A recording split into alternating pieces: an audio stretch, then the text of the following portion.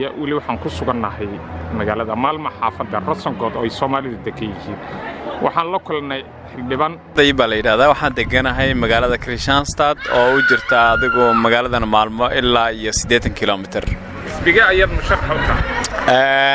kullay siyaasadda waxaan anigu soo jiray muddo ilaa 17 sano ah waxaan musharax u ahay xisbiga Center Party baan u ahay golaha deegaanka iyo kan gobolkaba ayaan number 5 kaga jira haddana waxaan ahay waan fadhiyaa community filmektiga iyo social namdiga iyo bonoid building iyo adigu waxa kala duwan waan fadhiyaa hadda maxaad ku dooratay xisbiga Center Party runtii waxaan ku doortay horta siyaasadda maxay tahay waa in la isweydiiyaa markii la leeyahay maxaad wax ku dooratay waxaan ku doortay xisbiga Center Party aragtidiisa ku wajahan sharikadaha oo ah runtii meesha kaliya shaqo laga abuuri karo qofka aadamahuna uu ku hirgelin karo fikradiisa ganacsi uu markaa ku hamiyay ee ku jirta marka xisbiga Center Party waxa la oran karaa waa xisbiga kaliya ee u dooda sharikadaha yaryar sidii kor loogu qaadi lahaa dadkuna ay u heli lahaayeen isku filaansho dhaqaale oo ay noloshooda ku dabaraan waa mid weeye midda kale waxa weeye arinta awoodda oo kale xisbiga Center Party wuxuu leeyahay awood waxa uu soo dhawaato dadkana awood ha agtaalo oo yaan meel sare laga xukumin marka ama waxa ay dhahaan oo kale decentralizing marka xisbiga Centerku waa xisbiga kaliya ee yiraahdo awooddu dadka agtiisa ha taalo qofka hadii awoodda laga qaado noloshiisa saameyn kuma yeelan karo go'aamada kala duwan ee uu rabo inuu gaadho anagu marka waxaan rabnaa qofka dawladda iyo hay'adaha dawliga inayna faragelin badan ku sameeynin dhanka awoodda markay noqoto qofkana loo daayo noloshiisa markay dhanka awoodda noqoto waa xaqi awoodda taasi tan saddexaad waxa weeye xaqi dabeecada waxa weeye waxaan u baahanahay bulsho wanaagsan oo runtii ma taqaanaa caafimaad qabta si dad caafimaad qaba loo helo marka bulshadii waa in degaankii laga shaqeeyo waa in ma taqaanaa la yareeyo waxyaabahan xun ay wasaqda ah ee baabuurta soo saarayso kale waa in wixii dabeecadda baabiinaya ama ma aragtay isbedel ku sameeynaya kale laga hortago xisbiga iyagu marka wuxuu u taagan yahay sida chemical-yarka ama dharkan aan xidhanahay oo kale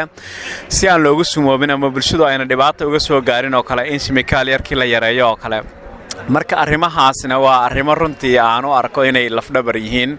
tan kale ee afraad ee oran karo xisbigan ku doortay waxay tahay siyaasaddu saan horeyba u sheegay waxa weeye waa aragti xisbiga iyagu wuxuu markaa aaminsan yahay aragtida uu shakhsiga ka leeyahay maxay tahay weeye xisbiga Center Party wuxuu aaminsan yahay qof walba inuu noloshiisa mas'uul isagu ka yahay oo uu qof walba gaari karo meesha uu rabo ay hay'adaha dawligiina kaliya qofka baringantaali karaan marka uu caawimaado baahda halka ay xisaabta kale qofka u arkaan mid aan isagu mas'uulba noqon karin oo sidii qof ilmo yar oo kale loola dhaqmay anagu waxaan leenahay qof walba ilaahay aqli buu siiyay mas'uul weeye balse qofku way la soo darsi karaan duruufo matalan oo kale marka dhaawacaya ama runtii u keenaya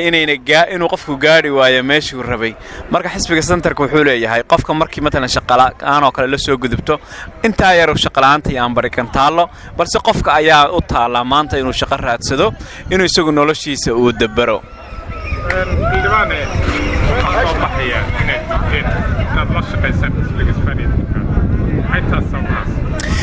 waxa sabab oo aragtida weeye anagu waxaan aaminsanahay dadku inay siman yihiin dadku inay maad aragtay isku xaq yihiin isku xuquuq yihiin inaan cidna la takoori karin noqo qof ka yimid maanta xamar oo laakiin Swedish oo maanta Sweden jooga ama ahaw mid ku dhashay Sundsvall oo weligii deganaa inaad isku xaq tihiin haddaad Sweden degan tahay weeye halka ay xisaabta matalan oo kale cunsuriyadda maad aragtay arrimaha cunsuriyadda aaminsan ay yihiin axsaab aan iyagu marka aaminsanay dadku inay siman yihiin marka taasna xisbiga iyagu mar horena wuu sheegay haddana wuu sheegayaa hogaamiyaha xisbiga iyaguna wuu sheegay dawlad matalan oo kale xisbigan SD la yiraahdo uu ku jiro lama fadhiisanayno lamana shaqeyn doono dadka af Soomaaliga ku hadla ee dhageysanayana waxaan rabaa inaan u turxaan bixiyo madmadowgan runtii inta badan la soo galiyo suuqa ee ah hadii aad maanta xisbiga Centerka ama xisbiyada kale oo codeysaan waxay la mid tahay idinkoo Soomaaliya Dimuqraadi codeeyay ma aha taasi waa arin aan sal iyo baar lahayn waa arin ku tiri ku teena waxaanu nahay xisbiga keliya ee maanta u dooda in laysu keeno carruurtii iyo waalidka kala maqan halka axsaabta kale ay maanta ay leeyihiin yaan laysu keenin xisbiga waxaanu nahay suurtogeliyey in 9,000 oo ilmood oo bilaa aabbiyo hooye ahay oo waddankan jooga oo sharci la'aan intaasoo muddo sananseer ku jiray in maanta sharci la siiyo say waddanka mustaqbalkoodii uga gaarhaan bulshada Soomaaliyeed ee dhageysanaysa ku nool waddanka Sweden ama magaalada Xildhibaanka ka tahay maxaad ugu baaqaysaa waxaan ugu baaqayaa doorashadani waa doorasho muhiima waa doorasho maanta axsaab badan oo idinka soo horjeeda jiritaankiina laga yaabo inay cod badan helaan waxaan idin oran lahaa codeeyo bulshooy gudta waajibaadkiina qof walba ama degmo u codee ama gobol u codee ama heer qaran u codeeya waxaan oran lahaa ka faa'iidaysta xisbiga aad u codaynaysaanna weydiiya waxaad ugu codaynaysaan qofka aad u codaynaysaanna weydiiya sababta aad ugu codaynaysaan